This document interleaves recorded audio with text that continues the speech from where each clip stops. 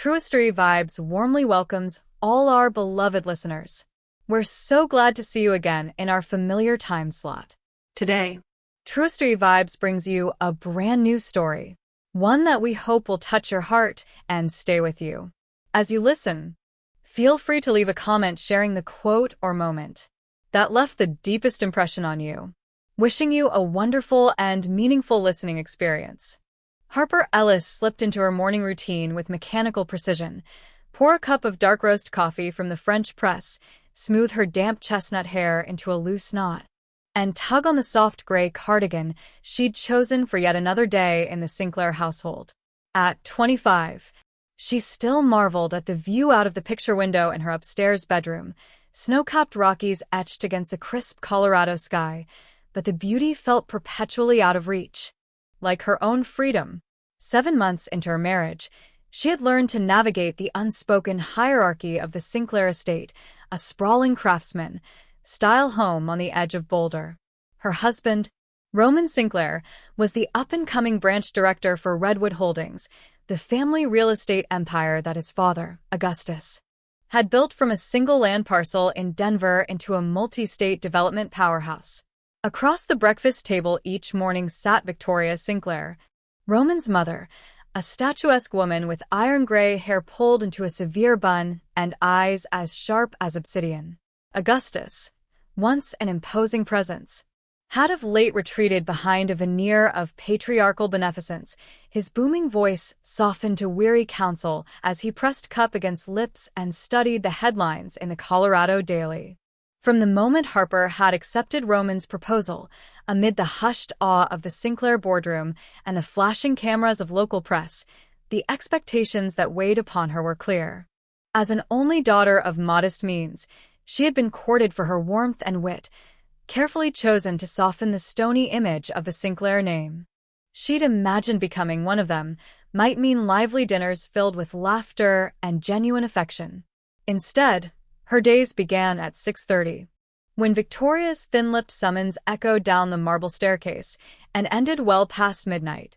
Polishing crystal goblets or revising her finance sector resume at the kitchen island under the unforgiving glare of Victoria's alabaster bust of Augustus. By Sunday, she juggled 3 roles without complaint: dutiful daughter-in-law, personable branch manager's wife at Roman's office events, and star pupil in a local parenting class, preparing for parenthood. Victoria insisted, an annual rite Harper had never wanted to attend. She memorized the Sinclair family lineage like school flashcards. Augustus Sinclair, who purchased his first tract of land in '82 with a single check. Victoria, who transformed that parcel into the ritziest gated community in Denver. Roman, heir apparent, and now Harper, the newcomer whose values seemed weighed in jewelry rather than love. Her own family back in Golden, Colorado, her mother, a public school librarian, and her younger brother, a medical student prodigy, received only carefully edited stories about her life in the big city. They'd asked why she wasn't happier, why her laughter had grown so fragile. She assured them she was fine. She had never told them the true cost of a fitful night's sleep, waking to the click of Victoria's heels on hardwood, the soft scrape of her bedroom door, or the low murmur of plodding voices. Harper's only solace came in stolen moments, biking across the Flatirons at dawn, wind whipping past her helmet as she chased the horizon until the first light set the sky ablaze. For a brief hour, she was no one's daughter-in-law but her own, a woman who lived and breathed Colorado's wild heart. But by 9 o'clock, she was back inside the Sinclair gates, smoothing the crease of her pencil-straight skirt, practicing her smile in the rear-view mirror, and reminding herself that this life, glittering family functions, gala fundraisers, and high-stakes real estate deals, was the price of her happily ever after. Often, as she stood shoulder to shoulder with Roman in the formal living room, crystal chandelier glinting overhead, priceless art lining the walls, she counted the ways the Sinclair legacy had shaped her new identity. Her own past, of simple holiday dinners and backyard campfires, had been traded for vaulted ceilings and conversations about market upticks. She had learned to ask Roman's father about parcel rezoning in Wisconsin as casually as if inquiring after his health. To match Victoria's brittle poise in small talk, to hide the tremor in her voice when her husband barked into a crackling speakerphone about quarterly targets. And yet, beneath the carefully constructed facade, Harper's mind buzzed with a single question. Who is she if not the sum of other people's expectations? The Sinclair name had opened doors. Yes, but each step further inside felt like surrendering another piece of herself. She knew she would not remain silent forever. In the quiet hush between one obligation and the next, she rehearsed the whisper of her own truth, as vivid and unstoppable as the Rocky Mountain sunrise she yearned to chase beyond the gilded cage of glass and marble. Every morning at exactly 6:30 a.m., Harper's bedroom door clicked open with the precision of a metronome, and Victoria Sinclair appeared in the doorway like a storm front rolling in over the Rockies. Clad in tailored silk and heels that tapped like a gavel on marble, Victoria greeted her daughter-in-law with a single, frosty nod. "Breakfast is in 20 minutes," she intoned without looking up from her smartphone. "You will be presentable when you come down." Harper rose from her bed and smoothed the crease in her skirt, heart sinking as she adjusted her blouse buttons to Victoria's exacting standards. Over the past 7 months, every piece of jewelry, every stitch of clothing, every carefully applied brush of makeup had served to reinforce Victoria's unspoken decree. Harper existed to reflect, never to outshine, the Sinclair name. In the dining room, Victoria presided over an array of imported charcuterie, artisan jams, and perfectly poached eggs. Augustus read the newspaper in silence, his heavy brow occasionally lifting to observe Harper's calm but guarded responses. Before Harper could take a sip of her matcha latte, Victoria swiped it away. "Too trendy," she said, sipping her black coffee with disdain. "You'll have tea tomorrow." Financial control came next. Victoria produced a checkbook and slid it across the table. "You've taken $5,000 from the family trust since January," she said, voice calm but eyes steely. "Explain." Harper felt each syllable land like a blow. She opened her mouth. She called her parents to help with emergency vet bills. She'd bought new textbooks for her brother. But Victoria pressed a manicured finger to Harper's lips. "No excuses," she said. "I decide what is reasonable." At work, Roman's colleagues praised Harper's poise at a ribbon-cutting ceremony downtown. That evening, Victoria forced her into the study, where a ledger book lay open on the mahogany desk. "A mother-in-law is responsible for her daughter's training," Victoria announced. "Training has a strict curriculum." She began listing Harper's shortcomings, missed Pilates sessions, a single finger snap at the dinner table, buying a vintage statement necklace, without consulting me. Roman hovered in the doorway, torn between pride in his wife's career and fear of his mother's wrath. Psychological warfare escalated when Victoria began cropping Harper out of family photos, posting group shots of Roman and Augustus on social media with captions like "father-son bonding" or "real men in real estate." Harper's face disappeared behind strategic hand placements and clever filters. One evening, Victoria sent a text to the Sinclair inner circle, friends, board members. A family lawyer, claiming Harper was unwilling to adapt to our family culture and insisting on her mother's inferior values. The resulting surge of congratulatory messages praising Victoria's intelligent boundary setting felt like shards of glass in Harper's chest. Physical intimidation was rare, but unmistakable. Once, when Harper forgot to polish the silverware for a Thursday luncheon, Victoria snapped the candlestick holder from her hands, its base denting the oak floor. Another time, as Harper carried a stack of magazines up the front steps, Victoria appeared behind her, breathed in her ear, and whispered, "Learn to carry yourself with grace. Or don't carry anything at all." Harper stumbled. Her elbow hit the banister, and the magazines scattered like wounded birds. Victoria watched them flutter away, without offering a hand. Harper's refuge became the narrow cement path behind the house, where she could hear sparrows chatter and the wind sigh between the pines. She would lean against the fence, phone tucked away. and imagine herself drifting north, barefoot across the tundra, free of expectations. But routine calls from Victoria, requests for an immediate update on Harper's wardrobe budget, concerns about her weight, suggestions that Harper audition for a local stage production to fix that meek tone, pulled her back inside like gravity. At night, while Augustus rested in the Grand Library, Harper sat at the glass-topped desk, clutching 2 envelopes, one from her mother, offering love and an invitation to return home, another from Victoria, signed Mom, containing a single, crisp check and a note. Consider this a loan for your graduate courses. Remember, who pays your tuition? The check gleamed under the lamp, and Harper felt her spirit twist. Every act of generosity from Victoria came tethered to debt, both financial and emotional. Roman's attempts to shield her only complicated matters. Once he hovered at her shoulder as she folded laundry. "You didn't have to do that, love," he said softly.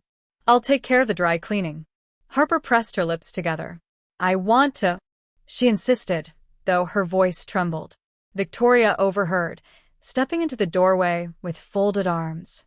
"How sweet," she said, voice dripping with sarcasm. "Your husband has taken pity on you."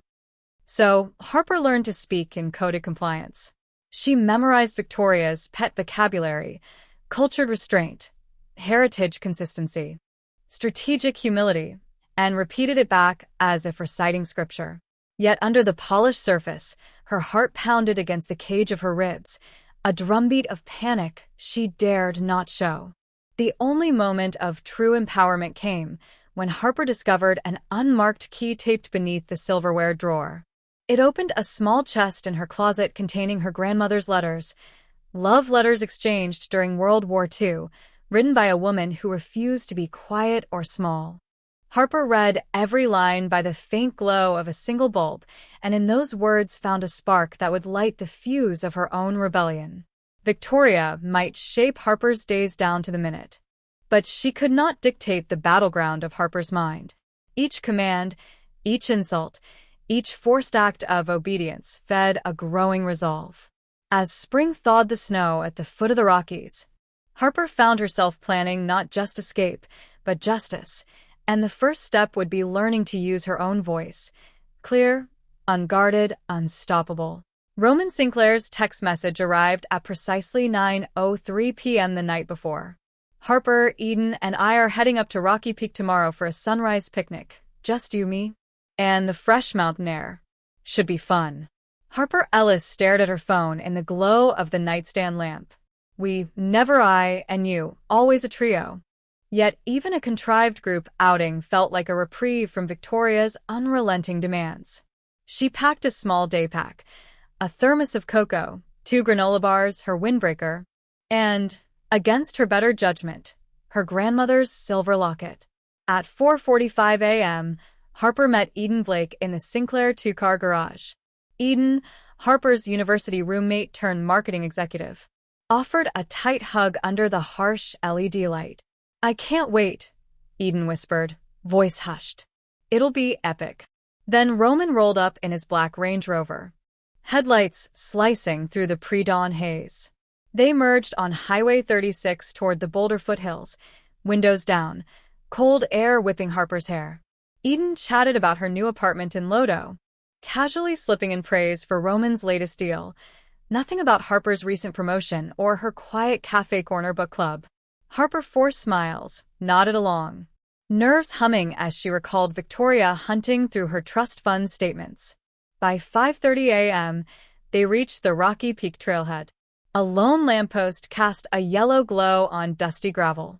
Roman handed each of them a headlamp. "Stretch your legs," he said. Then he clicked on his own, casting the first beam onto a narrow trail that wound up into pine-spotted darkness. A half-moon hovered behind dark clouds. Each footfall crunched broken rock. Maggie's pines whispered overhead. Harper tried to savor the hush, how her breath puffed in little clouds. But every few steps, Roman glanced back, checking that Eden and Harper kept pace. Eden, who once confided in Harper almost daily, now fell silent on the climb. her eyes flicking between Roman's shadow and Harper's back. After an hour of steady ascent, the path leveled onto a rocky outcrop. Roman reached the summit just as the sky betrayed the first blush of dawn. He flung his arms wide. "Look at that," he breathed, voice trembling like a hymn. Beneath them, clouds pooled in the valley. "Det exploset crimson." Harper lifted her camera. Eden hovered at her side. Roman crouched at the ledge's lip, adjusting his phone. "Group selfie," Harper suggested. Eden nodded, but didn't offer to handle the camera. Instead, Eden pointed toward the far ridge. "Check out the goats," she said, keeping her hand on Harper's backpack strap, as if to steady her. Harper turned, phone in one hand, ready. But before she could frame the shot, Eden's grip slipped from the bag to Harper's wrist. "Let's get closer," Eden urged, stepping forward. Harper felt a tug in her ribcage, the world tilting beneath her feet. She stumbled toward the precipice. "Wait," Harper gasped. She pitched forward, heart hammering. Roman snapped a photo just as she teetered on the slick granite edge. Eden's fingertips trailed behind, conserving distance, but her eyes held Harper's in a moment of cold calculation. Time stretched. Birds slanted through gilded air. Harper's pulse thundered. This must be staged. A joke. But Eden's lips parted in a faint, terrible smile. Roman angled his phone to film her almost weightless silhouette against the burning horizon. Then Harper fell backward. Wind carved through her hair as she plummeted. Each heartbeat flickered past in seconds. She flung out her arms, trying to catch anything, rock face, tree root, but gravity was absolute. "I don't want to die here," she thought, stomach lurching, as cold air seared her lungs. A sudden impact jarred her bones as she landed on a narrow rock shelf 30 feet below. Pain ripped through her left side. She collapsed, the world tilting. For a moment, she tasted copper on her tongue. The wind ceased. Silence pressed down, interrupted only by the drip of condensation from a distant pine. Above her, Eden's shrill cry cut the calm. "Harper. Harper, talk to me." Eden's voice quivered, but her steps were measured as she leaned toward the ledge. Roman appeared beside Eden, phone trained on Harper's still form. "Call 911. Eden urged, voice tight. Roman tapped his phone, switching screens. "I'm getting signal," he reported, holding out the phone. She's unresponsive. We need help." His tone carried a practiced urgency, lacking personal fear. From the top, Harper heard only muffled words. "She's 25. No pulse," Roman said. Eden gave the operator a street address. Then demanded, "Please hurry up." Roman's face, illuminated by his phone, looked betrayed by doubt. Harper's vision clouded. After a moment, Roman taped down the phone. He bent at the edge of the rock shelf, peering over with a frown. "Stay put," he ordered Eden. She stepped back, phone in hand. Together, they whispered their cover story. "We came in 2 cars, as if sharing a car would expose their conspiracy." Sirens wailed in the canyon. A rescue crew's headlights glinted below. Eden's shoulders sagged. She slid a wayward strand of hair behind her ear, chest rising in uneven wheezes. "We need to say exactly what happened," she muttered. Roman nodded, expression taut. She slipped. "Complete accident." Moments later, paramedics arrived, racing boots across shattered shale, angling a stretcher downward. Eden and Roman retreated to the rim. Eden's tears glistened in the pale light. Roman stood rigid. When the first rescuer shouted, "Hold still. We're stabilizing her now," Eden gasped, burying her face in her hands. Roman remained motionless, as though he feared any gesture might betray him. Harper lay on the shelf, half obscured by scrub brush and cliff moss. She drifted in and out of awareness, the staccato thrum of rescue chatter, the metallic sting of an 4 needle in her arm, the blur of flame-orange vest. A paramedic placed a cervical collar on her. Through pain-fogged eyes, she glimpsed Eden's tear-streaked face above her. Eden mouthed words Harper couldn't quite decipher. They loaded Harper onto a stretcher, lowering her to the narrow trail. Roman followed, keeping his distance, camera abandoned on the outcrop. Eden held Harper's hand briefly before stepping aside. Roman snapped a final shot of the ridge, the emergency lights swirling in the dark. At the trailhead, police cars and an ambulance lined the gravel. A detective stepped forward, notebook in hand. Roman and Eden delivered their rehearsed statements. Harper had tripped on loose slate and fallen.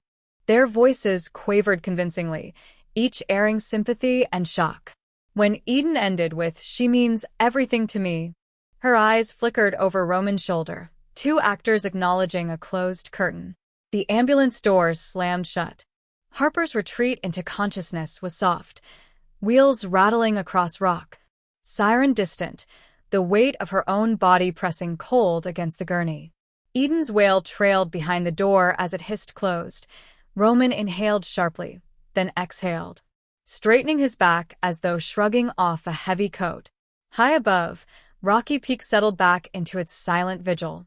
The rising sun cast long shadows over the pines, and the wind carried whispers through the needles.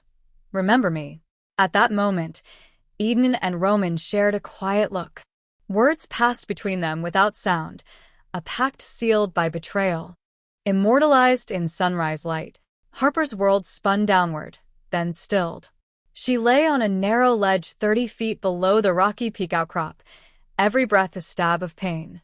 Her ribs throbbed, her temple a cold, wet ache. For a moment she wondered if this was the end, until a flashlight beam cut through the twilight above her. At the upper trailhead, Eden's panicked calls and Roman's flat responses had drawn only bureaucratic concern. Neither of them seemed capable of genuine care. But 14-year-old Jasper Tate, who had set out before dawn to photograph the sunrise with his mother, followed the echo of voices and the flash of emergency lights. He slipped down the slope, heart hammering, until he reached the site of the accident. "Mom," Jasper called, voice tight. His mother, Evelyn Tate, a retired schoolteacher turned ceramic artist, had sensed her son's unease shortly after sunrise. When he'd rushed back into their Estes Park cabin, mud on his boots and eyes wild. Now she followed him, instinct propelling her across broken rock. Evelyn knelt beside Harper and pressed 2 fingers to her neck. A faint pulse fluttered under Harper's collarbone. Relief flooded in. "She's alive," Evelyn whispered. The nearby paramedics hesitated at the sight of this stranger in paint-splattered jeans calmly taking charge. Jasper stood guard as Evelyn instructed the medics to apply a cervical collar and stabilize Harper's back before any movement. "Possible concussion, fractured ribs," Evelyn murmured, steadying Harper's head with one hand. She noted the small cut on Harper's forehead and the way her eyelashes threatened to flutter closed forever. Roman and Eden arrived, faces pale and guilt-ridden. Evelyn's voice cut through their panic. "Step back, please," she said firmly. Eden's and Roman's rehearsed expressions of concern faltered in the face of Evelyn's calm. Moments later, the trail crew's ATV arrived with flashing lights. Jasper guided the driver to maneuver alongside the steep slope while Evelyn oversaw Harper's transfer onto the gurney. "Keep her still," Evelyn directed, tucking loose locks of raven hair behind Harper's ear. Eden and Roman exchanged a glance of shame as the wounded woman, surrounded by rescue personnel, was lifted and carried away. Evelyn climbed onto the ATV beside Harper, who drifted in and out of consciousness. Evelyn pressed a cold compress to the temple cut. "You're going to be all right," she whispered. "You're safe now." Harper's heavy-lidded eyes searched Evelyn's face and she murmured, "Thank you." Evelyn's hand squeezed hers with gentle reassurance.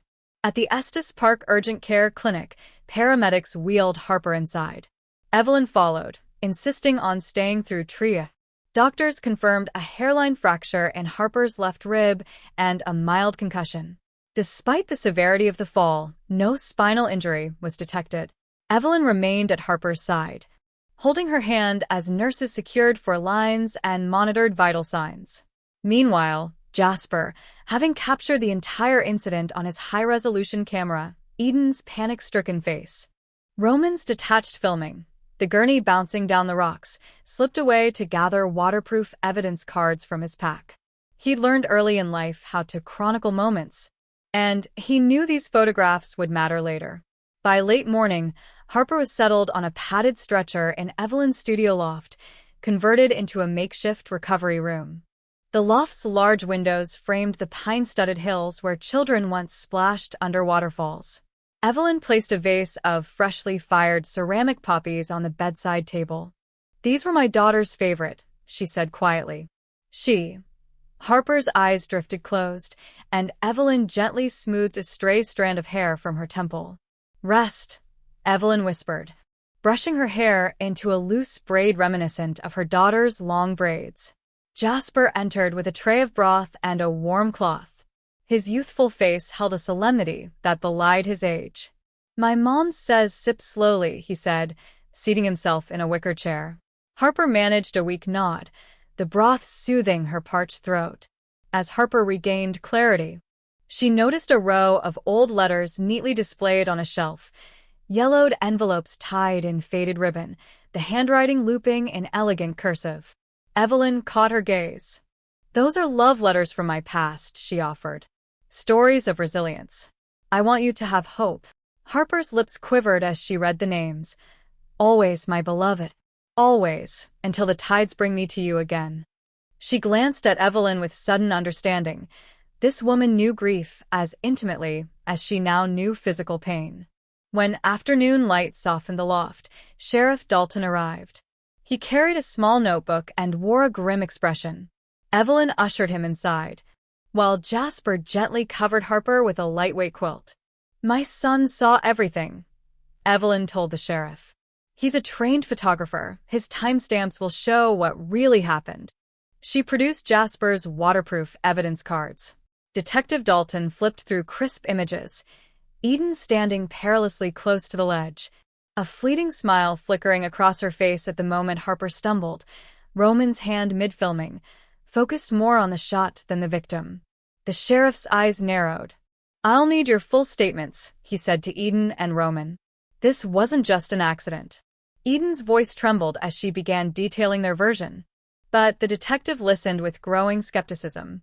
Roman stammered, she slipped, until even his own words rang hollow. Meanwhile, Harper lay back on the pillow, relief and dread warbling in her chest. Evelyn patted her hand. "You're safe," she said. "You'll have a chance to tell your story." Jasper sat on the windowsill, watching the mountains, his camera resting beside him. By dusk, Harper had dictated her statement to an attending officer, her words hesitant but determined. Evelyn pressed a fresh cup of chamomile tea to Harper's lips. "Drink," she said. "Tomorrow you go home. But tonight you heal here." As Evelyn tucked Harper into a soft duvet, the first stars shimmered through the studio skylights. Jasper quietly adjusted the quilt and whispered, "I don't think they'll bother you again." Harper managed a faint smile. "Thank you," she whispered back. Evelyn sat beside her, tracing gentle circles on Harper's palm. "I've lost someone to these mountains once," she said softly. "I couldn't save her. Saving you means I can try again." Harper felt tears sting her eyes as she drifted toward sleep, tears of gratitude, of recognition that in the vast solitude of the mountains, she had found two unexpected guardians. When morning came, Evelyn and Jasper drove Harper back to Boulder. Roman and Eden watched from a distance as Harper was escorted into an awaiting ambulance. Neither approached. Jasper caught Harper's eye and offered a small salute. Harper lifted her hand in return, a silent vow that she would not forget the kindness that had rewritten her fate on the slopes of Rocky Peak. When Harper Ellis first arrived at Evelyn Tate's studio loft, she carried the weight of a shattered life, fractured ribs, a bruised temple, and the betrayal of those she once trusted most. But as days passed, a different feeling bloomed, a fierce determination born of both gratitude and righteous anger. Evelyn, sensing that Harper's spirit would not be quelled by mere kindness, offered a radical suggestion one evening as they sat before a roaring kiln. "Harper," Evelyn said, voice soft yet insistent, "you survived that fall. Now it's time to rise again, on your own terms. We'll forge you a new identity. You'll be reborn as Skylar Tate, my niece, heiress to the Tate ceramics legacy. Then we'll confront the Sinclairs on equal footing. Harper stared at Evelyn, mind racing. The idea felt audacious, stepping into a new skin, adopting a new name, fabricating family ties. Yet Evelyn spoke with calm conviction. They'll never suspect you're the same woman they cast aside, she continued. And once you're inside the Sinclair circle again, we'll gather proof of their crimes, expose them, and watch their empire crumble. The following morning, Harper signed the lease on a small apartment in downtown Boulder under the name Skylar Tate. Evelyn supervised her new driver's license photo. Harper's hair was streaked lighter, cut into a sleek bob that grazed her jawline. Evelyn provided Skylar's backstory, a childhood spent traveling galleries across Europe with a ceramicist father, sudden orphanhood at age 12, then being rescued by her kindly great-aunt Evelyn. Every detail was plausible, textured with real-world touches, an old passport stamp from Florence, receipts for pottery classes in Santa Fe, a faded photo of Skylar and Evelyn in front of the Tate furnace. Meanwhile, Roman and Victoria Sinclair continued their narration of Harper's supposed fall as an accident. They never suspected that Harper Ellis and Skylar Tate could be the same person. With a false confidence bolstered by her knitted-in credentials, Skylar sent polite thank-you notes to local hospices, a gesture framed in her backstory as needed for a young woman rebuilding her life. In each envelope went a small ceramic poppy, glazed in the Tate's signature turquoise-red swirl. The poppies arrived on Victoria's desk, accompanied by a letter. Dear Mrs. Sinclair, I hope this finds you well. My Aunt Evelyn Tate. And I want to extend our heartfelt gratitude for ensuring that the circumstances of my rescue were addressed so professionally. Please accept this ceramic poppy as a token of thanks. Warm regards, Skylar Tate. Victoria, accustomed to receiving floral arrangements and charity gala invitations, was charmed. She placed the poppy next to a family portrait of herself and Augustus, noting in her diary that Skylar Tate seemed like a refreshing presence, a young philanthropist with a tragic backstory. Roman, forward-thinking and eager to mend fences with his community, suggested featuring Skylar's charitable handiwork in Redwood Holdings' next quarterly newsletter. Meanwhile, Skylar quietly opened a shell LLC called Tate and Son Ceramics, securing a P.O. box in downtown Boulder. Evelyn instructed her to mail invoices and correspondence from a small atelier on Pearl Street, the one where Evelyn taught weekend pottery workshops. Skylar rented a modest studio bench 2 days a week at that atelier to reinforce her presence there. Next came Skylar's infiltration of the Sinclair orbit. Evelyn arranged a charity auction for a children's hospital benefit at the Sinclair mansion, ostensibly to showcase Tate ceramics as part of the fundraising packages. Harper, now Skylar, entered through the front doors in a tailored navy sheath dress, greeting longtime Sinclair contacts as a familiar face in philanthropic circles. She moved through the grand foyer with poised confidence, her slate-blue eyes meeting Roman's briefly with a mixture of warmth and something he hadn't felt since she'd fallen, intrigue. Victoria watched from the grand staircase, noting how Skylar conversed effortlessly with Redwood board members. She's quite adaptable, Victoria murmured to a guest, swirling champagne in her glass. I understand she's Aunt Evelyn's ward. Tragic accident, but look at her grace under scrutiny. In the weeks that followed, Skylar cultivated social media posts of tasteful pottery pieces, rich close-ups of glazed swirls, and snapshots of Tate's and Son Ceramics' humble downtown storefront.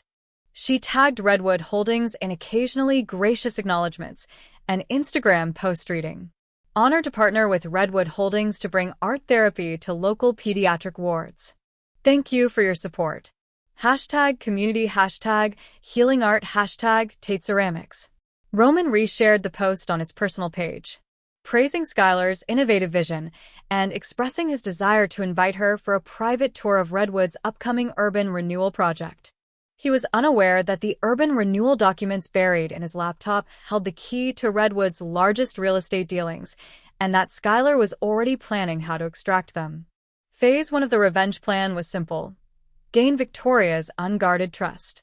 Skylar invited Victoria to co-host a ladies' evening out pottery class at the Tate Atelier, under the pretense of Ladies in Leadership event to celebrate women in business. Victoria, eager to flaunt her social cred, agreed. Skylar ensured the guest list included a dozen prominent Sinclair Circle wives, all seated at paint-splattered tables, shaping clay and chatting about philanthropy. During the class, Skylar leaned toward Victoria and lowered her voice. "You know, I've been moved by Redwood's scholarships for under-resourced schools. I've made a small contribution on my end, just an anonymous gift. Would love to discuss a larger collaboration." Victoria's eyes lit up. "You are too kind," she gushed. "Let's talk at the next board lunch." That lunch came a week later at the Ocean View Club atop downtown Boulder. Skylar arrived early, escorted by Evelyn, who posed as a visiting ceramic consultant. The boardroom overlooked Lake Boulder. Roman gave a brief presentation on the Sinclair Foundation's latest educational grant, then introduced Skylar as our next-generation philanthropist partner. Over salmon and asparagus, Skylar pressed the conversation toward Redwood's internal processes. "I've read about Redwood's success in the Riverside East project. Do you mind if I ask how you managed the zoning amendments so swiftly? My firm is exploring a similar model in Cherry Creek." Her tone was polite, curious, yet every phrase was calibrated to elicit the fine print: which consultants, which lobbying firms, which pockets were greased. Victoria, flattered, denied nothing. She directed a sandwich of champagne and caviar towards Skylar's glass. "Our success came from due diligence and a small contribution to the right stakeholders," Victoria said, uncounting her words. "I'd be happy to connect you with our lobbyist, Mark Delaney." Skylar smiled and sipped champagne. "That would be most helpful." That evening, Jasper emailed over key contacts: Mark Delaney's consultancy firm, the name of the city council member overseeing that district, and a tip about Louis Granger, a low-profile analyst at Redwood rumored to have his own side deals. Evelyn beamed at her protégé. "They're laying out the breadcrumbs themselves." Phase 2. Solidify Roman's trust.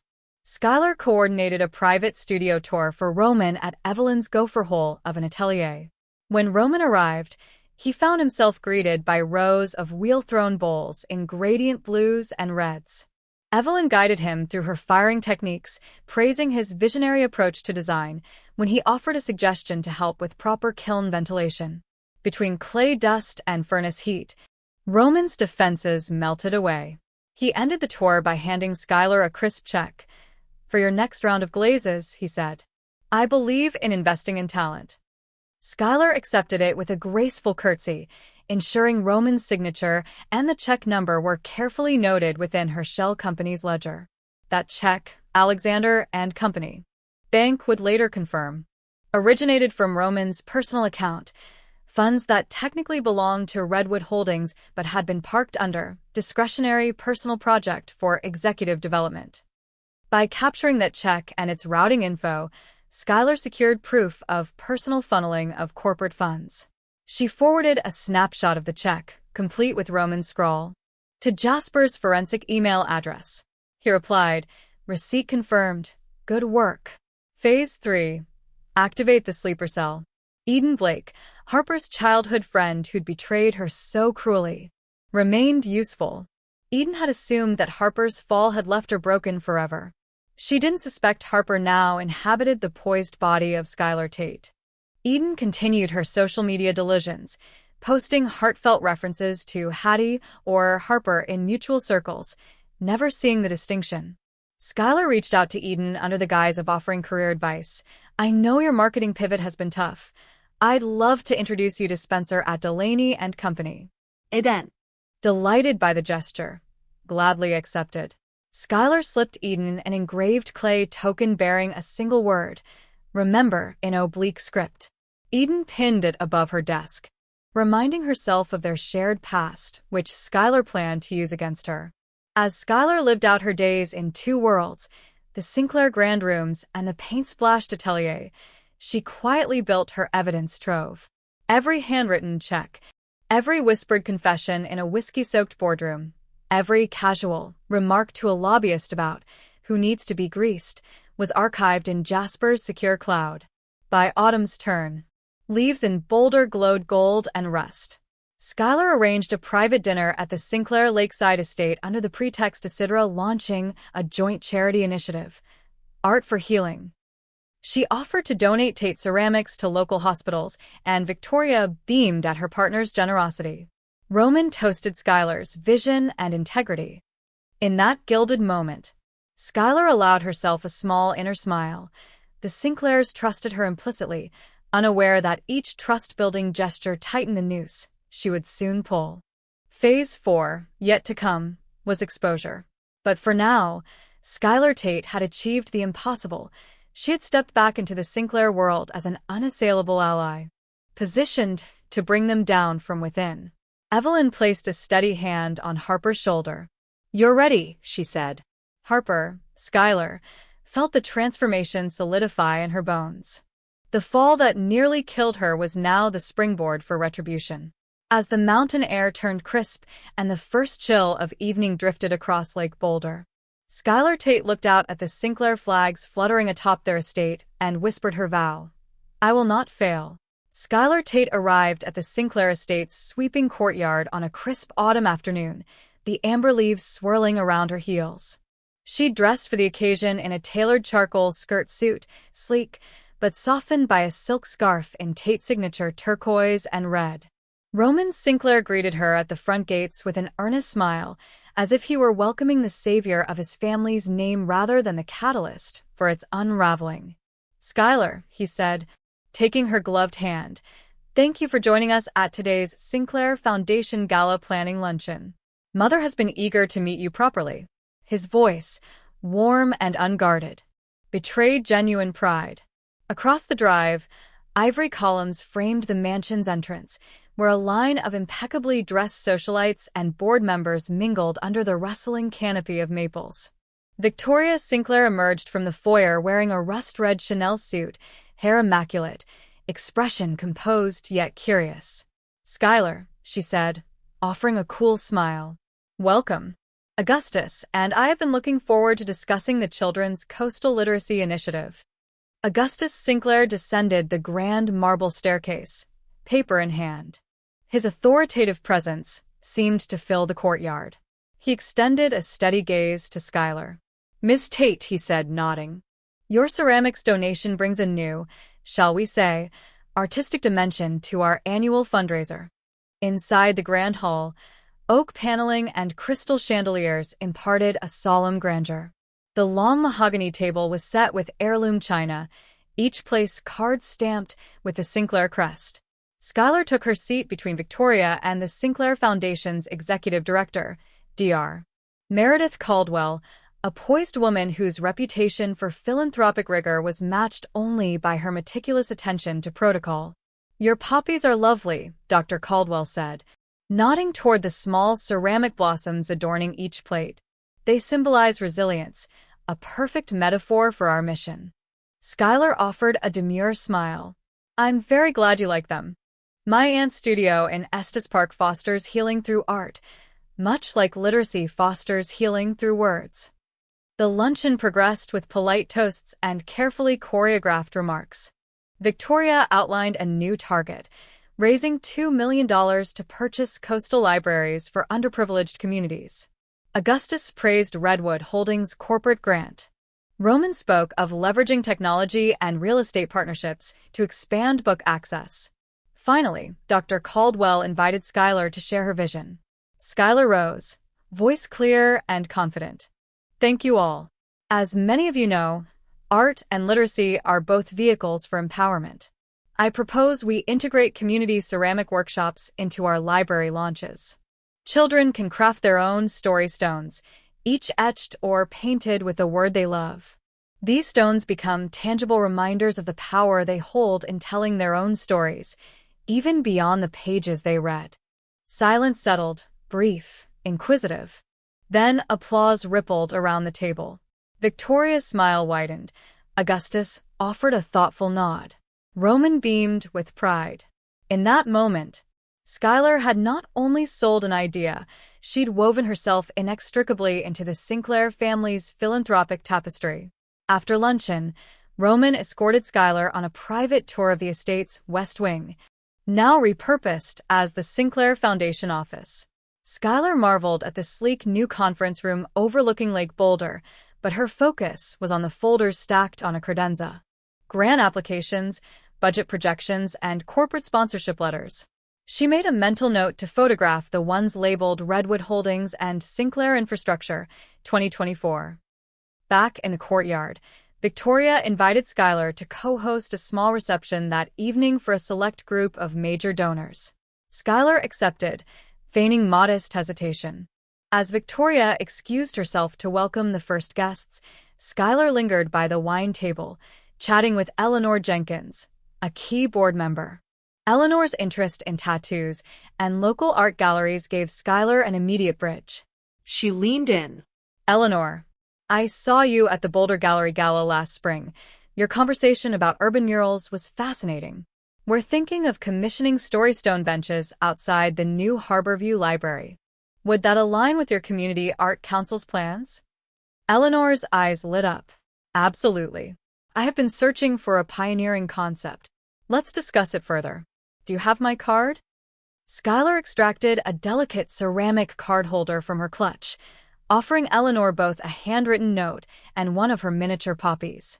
My pleasure, Skylar said, tucking a business card into Eleanor's palm. A key ally was one without Victoria's knowing.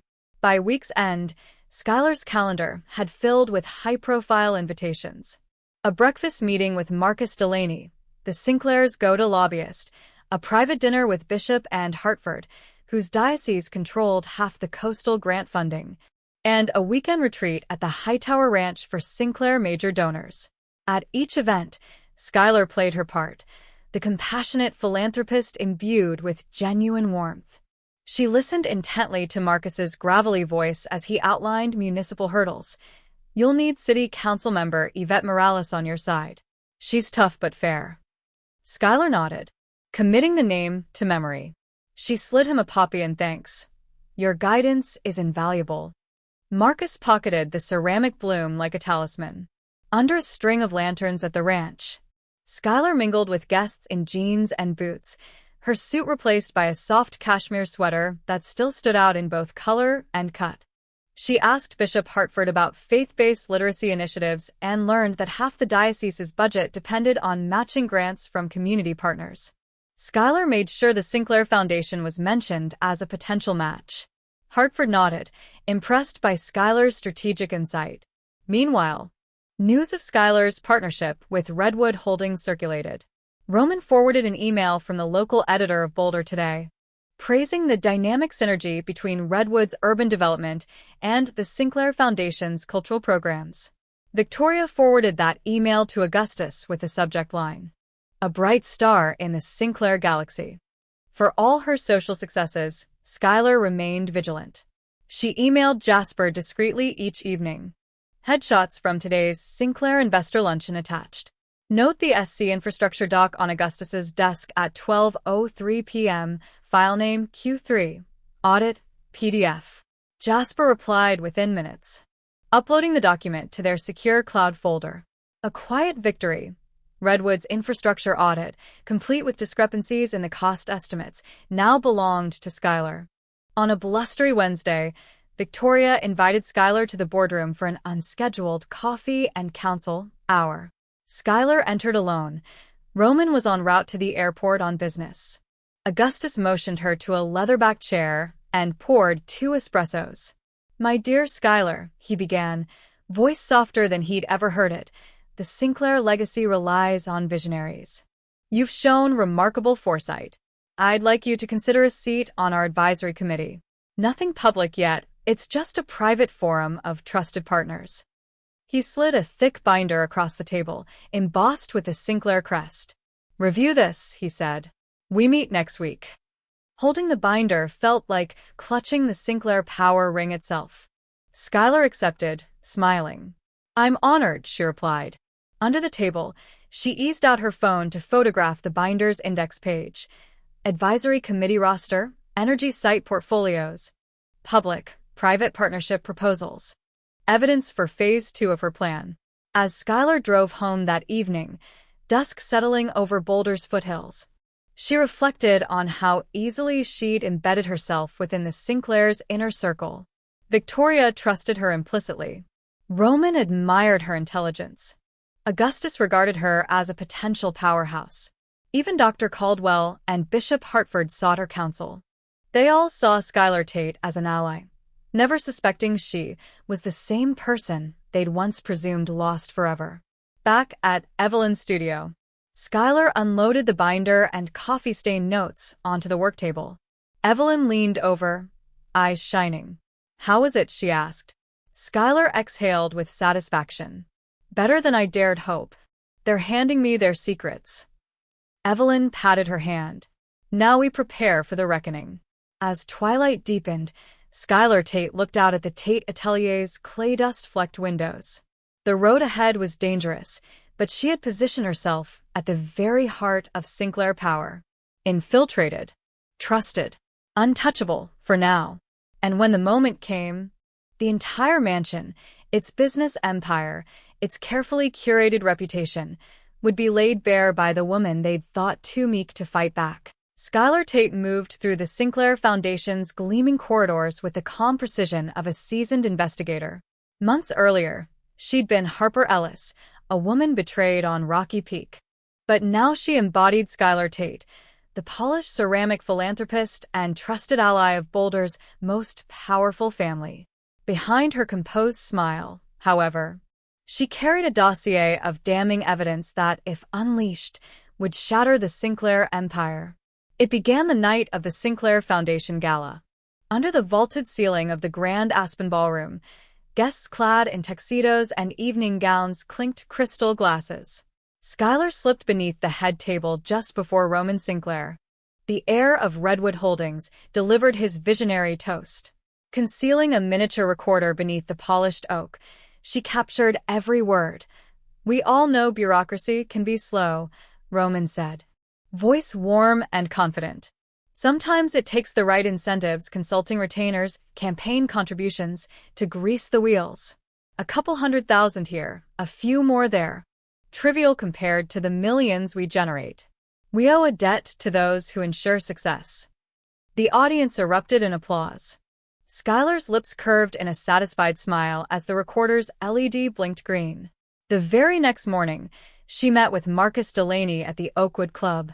Under the pretense of seeking strategic advice for her new ceramics initiative, Delaney, the Sinclair's well-connected lobbyist, didn't suspect her motives when she inquired about municipal approvals for the Riverside East infrastructure project.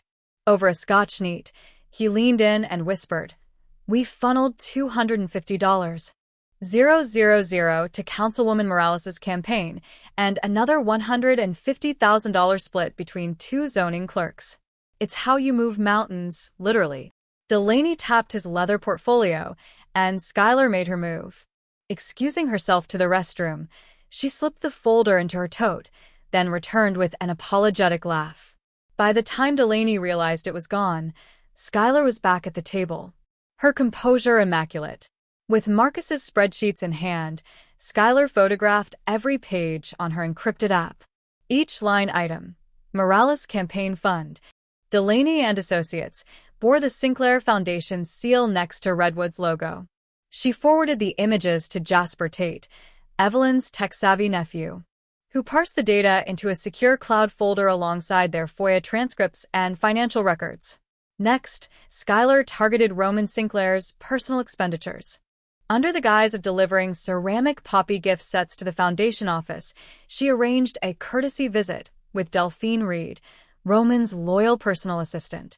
Delphine handed Skylar a security-coded envelope intended for Roman. Urgent, discretionary funds. Inside were checks, $150,000 to Delaney and Associates, $100,000 to the Morales campaign, and a handwritten note from Roman. "Keep off the books. R.S." Skylar photographed each check, then accidentally dropped and retrieved the envelope, returning it without raising suspicion. The next phase required digital infiltration. Skylar convinced the foundation's IT director that her charitable workshops needed upgraded Wi-Fi. She installed a small Raspberry Pi disguised as a repeater in an unoccupied corner of the open plan office. That night, Jasper logged in remotely, navigating through shared drives and internal servers. Within hours, he discovered a hidden folder labeled Private, Sinclair Redactions /offshore_transfers.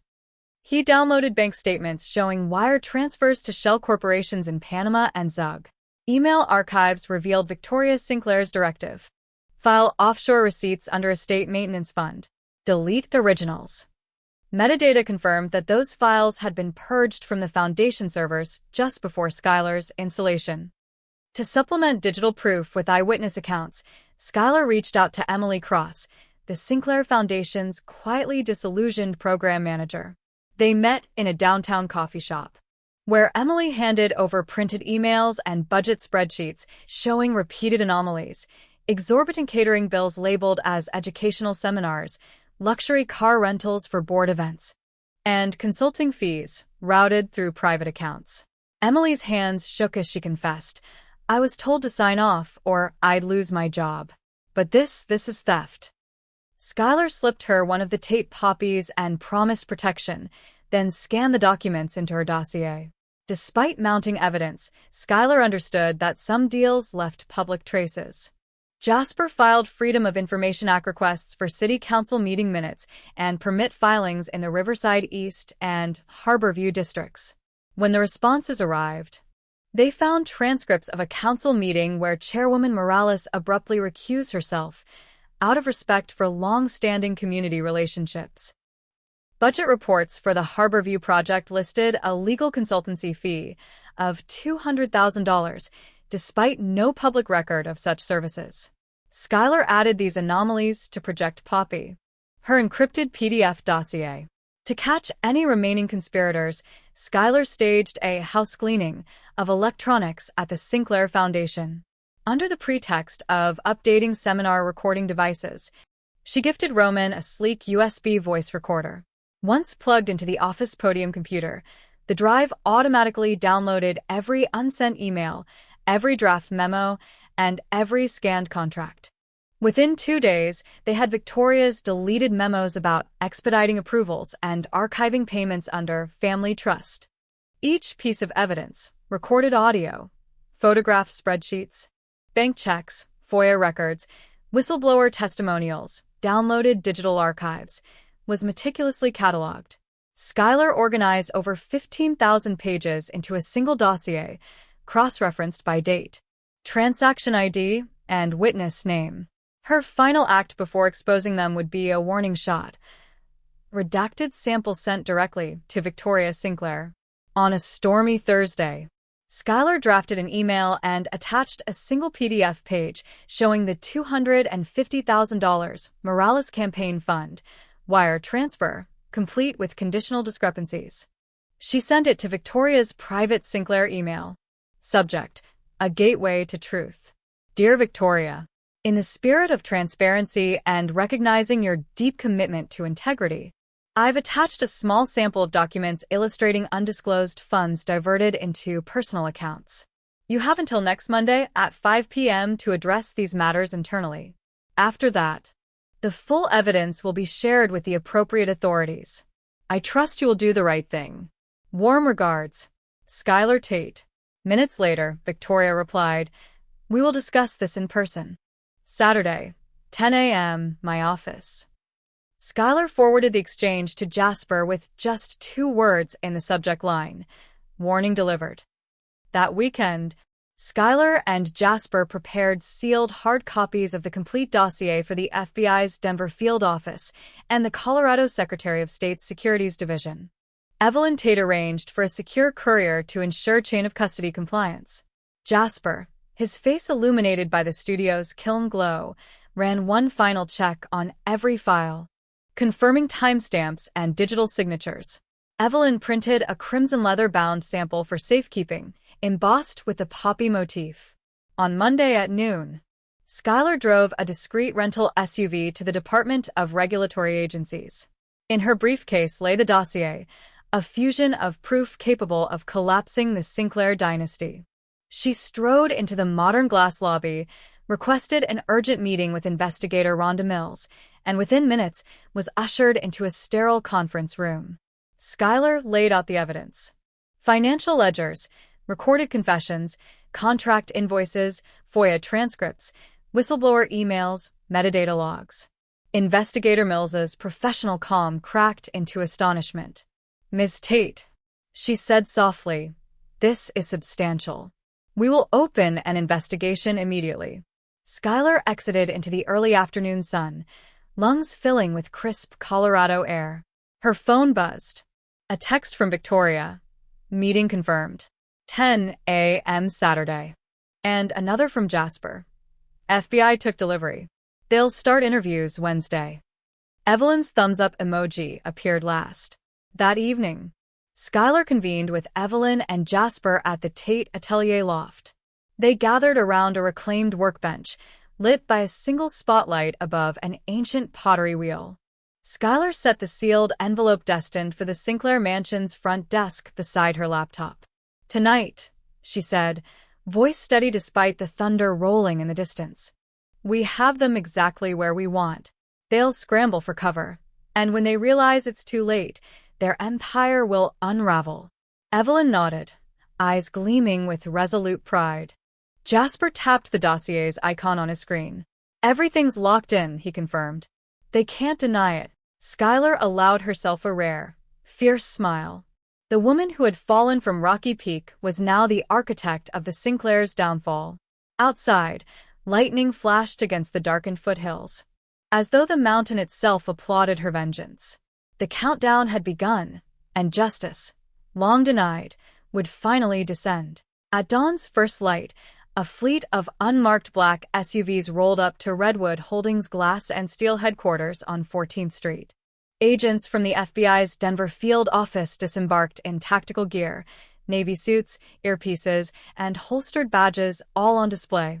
In less than 5 minutes, they had sealed every entrance, posted "You are now under federal seizure" notices, and set up a perimeter that stretched from the front plaza to the adjacent parking structure. News helicopters buzzed overhead as a SWAT team prepared to breach the secure server room on the 4th floor. Inside the lobby, employees arrived to discover the main street entrance locked behind a chain of padlocks. A stern-faced agent barred their path. "Redwood Holdings operations are suspended effective immediately," he announced into a megaphone.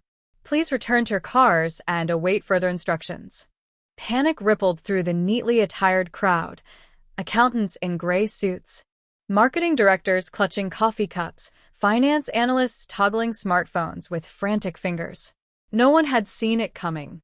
Moments later, the gleaming revolving doors spun under heavy rain as agents in gloves methodically removed hard drives, servers, and network switches from the IT closet. Tulip-etched vault doors in the trading room clicked shut as evidence tags fluttered across gleaming mahogany conference tables. On the 32nd floor, agents escorted CEO Roman Sinclair, dazed, collar askew, into a black SUV. He offered no resistance. Casting a final glance over the cityscape he helped shape before the doors slammed shut. By mid-morning, the stock price of Redwood Holdings, RHLD, had plunged 47% in a single half-day of trading halt. Financial news tickers flashed, FBI CEO arrested, Redwood assets frozen, and investigators raid HQ. Pundits speculated wildly on air. Will Redwood Brothers' stake be seized? Who from the board will face charges? How deep does the corruption run? Shareholders, already jittery from leaked whispers of kickbacks, called their brokers in droves, dumping RHLD shares at fire sale prices. In the secured FBI command post set up in the adjacent conference center, Special Agent in charge Laura Mathis convened her team around a digital map of Redwood's internal network. "Our targets," she said, pointing at nodes labeled offshore transfers, Morales Campaign Fund, and Delaney and Associates, will be under 24-hour surveillance. We have warrants for wiretap logs, financial records, and executive emails. No privilege at all, will stop us from gathering every crumb of evidence. Her voice was calm, crystalline, the perfect antidote to Redwood's once untouchable swagger. At the corporate records vault, agents rifled through binders stamped confidential, executive expenses, and Sinclair Family Trust. There they discovered hand-signed checks redirecting millions of dollars from Redwood's charitable foundation into personal accounts, one $500,000 check to Victoria Sinclair's private art gallery, another $250,000 to Roman's offshore investment vehicle. Investigators snapped glossy photographs of each ledger page as forensic accountants calculated the precise toll of embezzlement. Meanwhile, across town, the Sinclair Board of Directors gathered for an emergency video conference, one of many hastily convened in the hours following the raid. Augustus Sinclair, the family patriarch, white-haired and unsteady, opened the call with a trembling voice. "We have suffered a grievous blow," he admitted. "The Justice Department has frozen our corporate and personal assets. Deliverables to clients have been canceled, contracts voided, and lenders are pulling lines of credit. Our reputation is in tatters." Several directors swallowed hard. One wiped tears from her eyes as the full weight of downfall settled over them. Creditors wasted no time. By midday, bank notices began pouring in, margin calls on loan facilities, notices of default on construction bonds, and demands for immediate repayment of bridge financing. Real estate developers who had partnered with Redwood for mixed-use complexes withdrew offers and reclaimed deposits. A consortium of institutional investors, alarmed by the criminal investigation, voted to divest. Within hours, Redwood's $2 billion in outstanding credit lines evaporated. On the trading floor of the Denver Stock Exchange, brokers jabbed frantic buy and sell orders. RHLD to zero. One shouted, "Short everything." Another flung his headset aside and punched numbers into his calculator as the ticker crossed the delisting threshold. By closing bell, Redwood Holdings' market cap had erased nearly $1.3 billion in value. Inside Redwood's once bughousing operations center, cleaning crews came in under guard to clear out desks. Employees carted home potted plants and framed family photos. Human Resources posted notices for a mandatory meeting to explain next steps to staff and contractors, but no one expected that meeting to come. By late afternoon, the building echoed with emptiness. In the legal department, a small team of defense attorneys huddled around a whiteboard, scribbling lists of charges: wire fraud, money laundering, campaign finance violations, obstruction of justice. "We need to plan for indictments, asset forfeiture petitions, and high-profile court hearings," lead counsel Maria Delgado said. Shoulders squared. "Our first priority is bail. Then we negotiate with the Treasury, statute limitations, restitution orders. We need to protect what little we can." That same evening, at the Tate Atelier loft, Skylar Tate, Evelyn Tate, and Jasper reviewed live news feeds on a projector. "Incredible," Jasper breathed. "They're pulling every penny." Skylar tapped the screen where Roman Sinclair's mugshot appeared next to headlines announcing grand jury subpoenas. "It's all unfolding," she said, voice steady. "Every piece of evidence we gathered is now part of the public record." On the courthouse steps across from the federal building, a press gaggle formed as Roman Sinclair arrived in handcuffs flanked by agents. Flashbulbs popped. "Mr. Sinclair, can you comment on the allegations that you personally directed bribe payments?" A reporter shouted. Roman paused, gaze locked on the Justice Department seal etched into the courthouse steps. "I have and will cooperate fully," he said quietly, an admission that carried far more weight than any denial could have. Victoria and Augustus Sinclair watched from their family estate under police escort as satellite news trucks broadcast live. Through the estate windows, Victoria's silk-ringed hands trembled on the drapes. Augustus sank into an armchair, head in his hands, as the empire he built unraveled before his eyes. In the days that followed, investigators moved swiftly through Redwood's network of shell companies. Offices in Zug and Panama City were raided in coordination with Interpol. Offshore accounts were frozen, trust deeds were invalidated, and property titles reverted to receivership. At least a dozen shell corporations vanished as their bank accounts were emptied under seizure orders. International asset recovery teams traced funds that had funded luxury yachts, private jets, and multi-million-dollar real estate in Miami and Marbella. Meanwhile, the Sinclair Foundation, once a symbol of civic generosity, was dissolved. Its endowment, now proven tainted by corruption, was redirected by court order to a newly created public trust overseen by the Colorado Attorney General's office. A federal judge named a special master to audit every disbursement.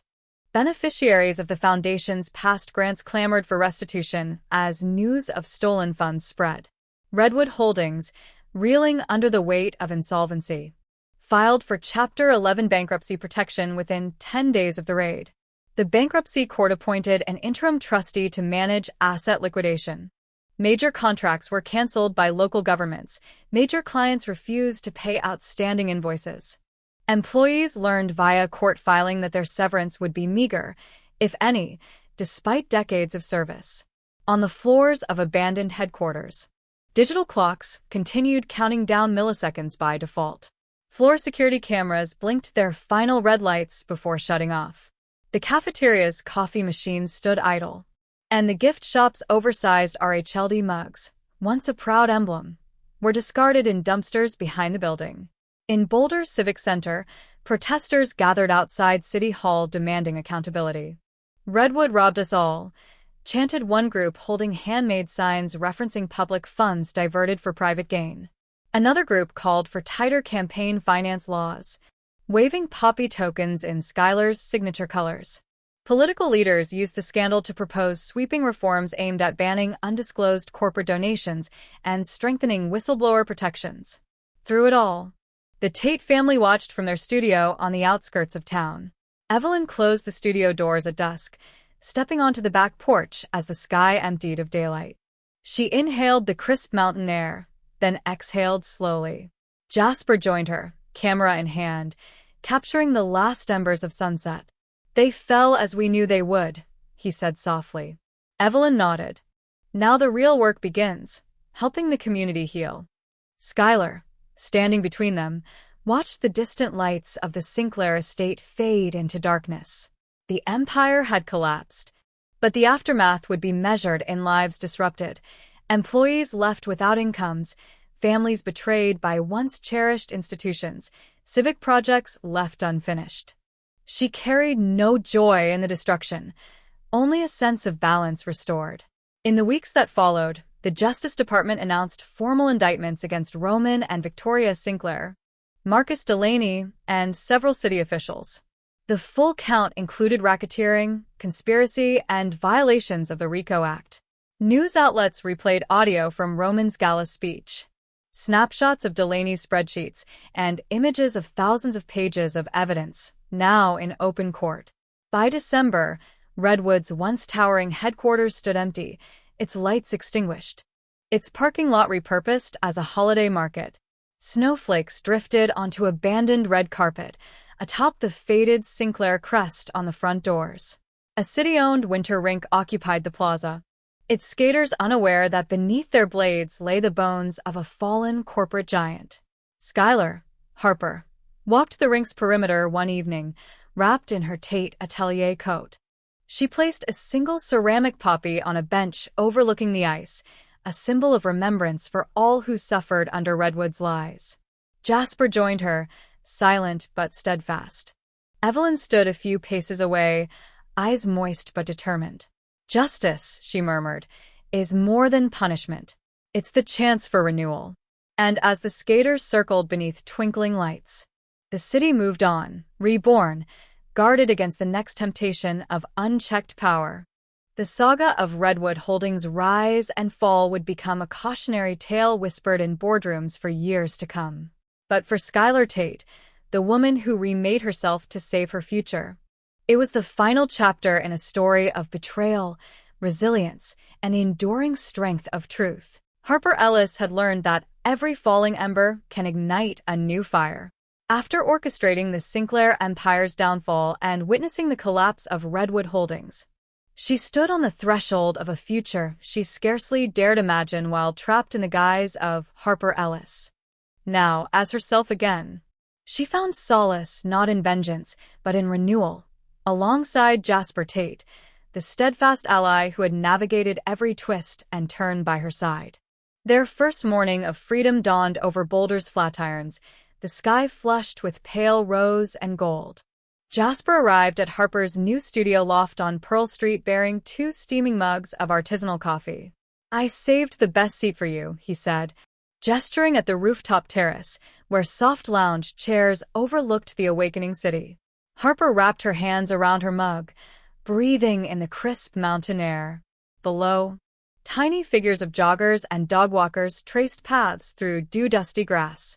Here, there was no Sinclair Foundation gala, no FBI raids, only the promise of uncharted days.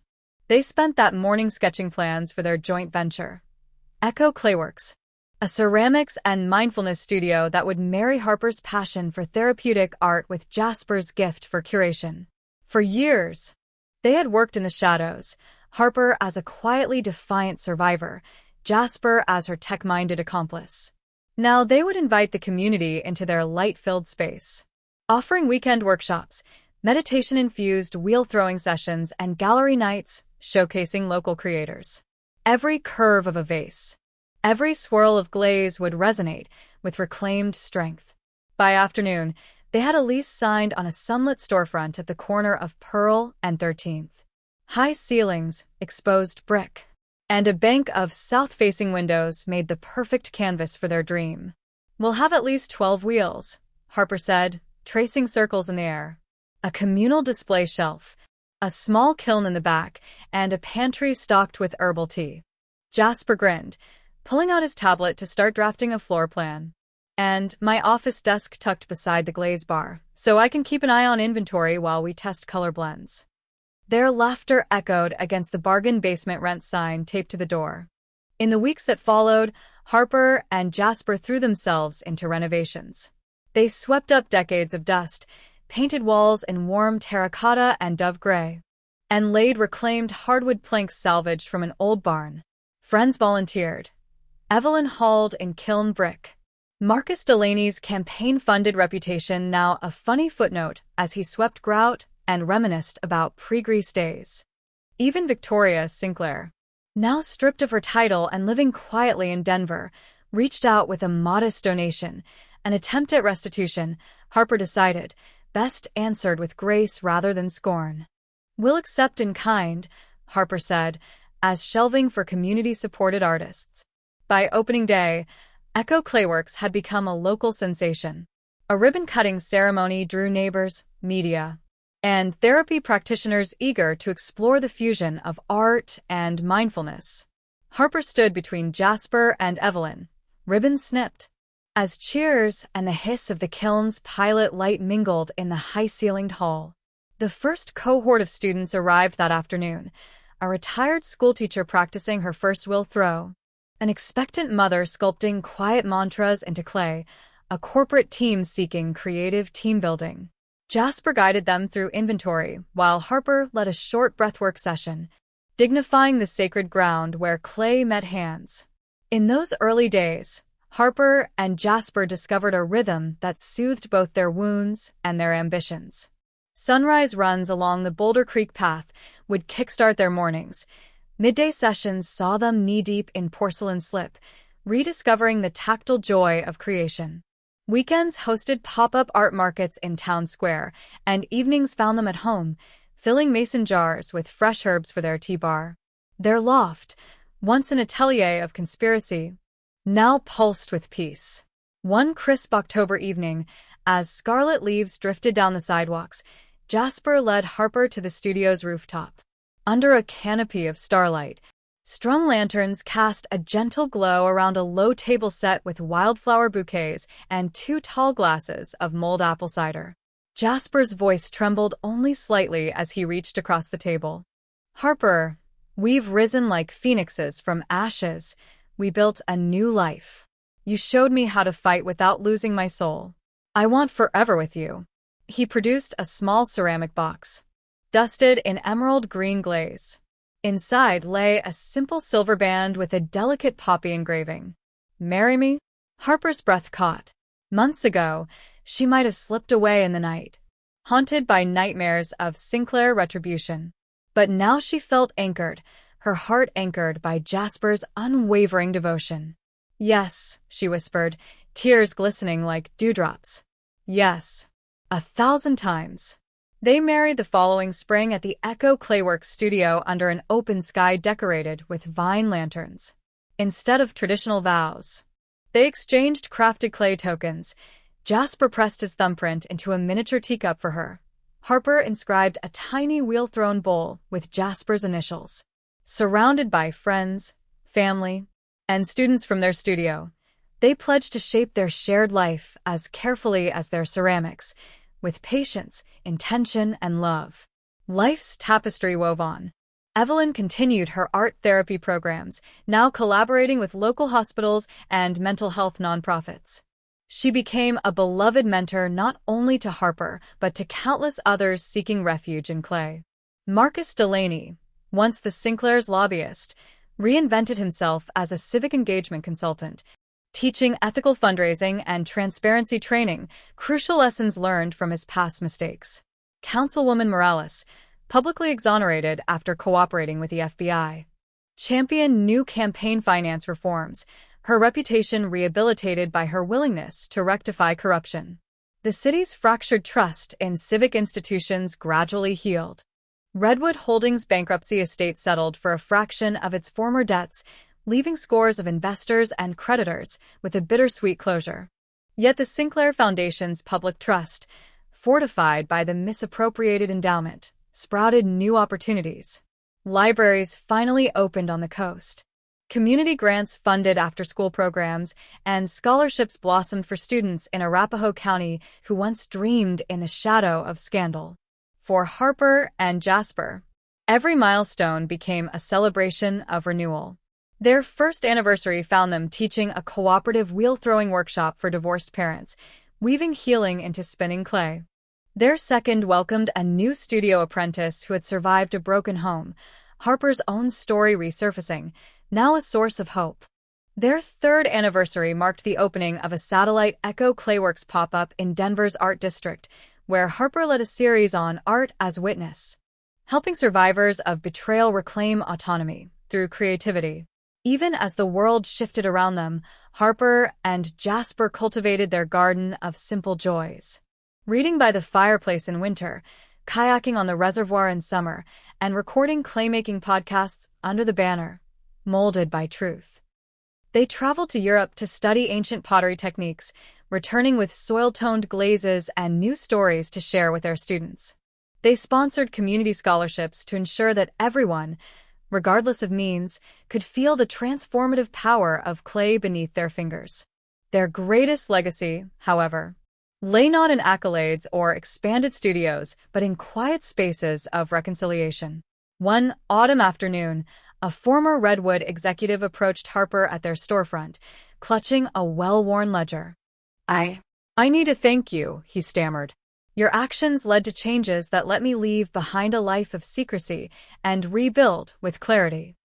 He handed her the ledger, pages of personal reflections he vowed to publish anonymously as a testament to accountability. Harper nodded, eyes misty, and embraced him. "Thank you for choosing a different path." That evening, huddled in their rooftop terrace with Jasper and Evelyn, Harper reflected on the city lights scattered below. "We began in darkness," she said softly. "But look at all we've shaped since. Stories rewritten, lives restored."